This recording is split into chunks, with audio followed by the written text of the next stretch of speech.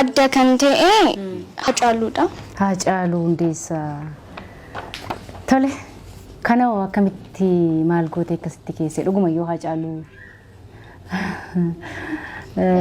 Hacaaluun utuma dura lubbuudhaan jiru moo erga Hacaaluun boqotee kana kaaste?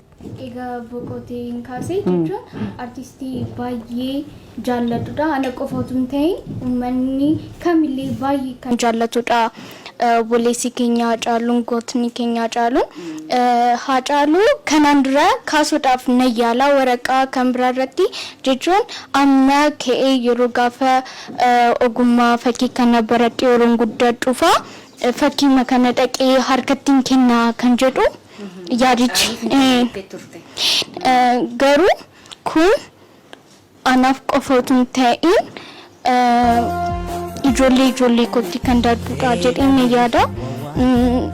Maaliif Hacaaluun nama dhugaadhaaf qabsaa'aa ture nama jaallatamaadha jechuun waan ani Hacaaluu jedhee sun jiru baay'ee Hacaaluun anaaf waan hundumarraa caalaa baay'ee jaalladha jechuudha.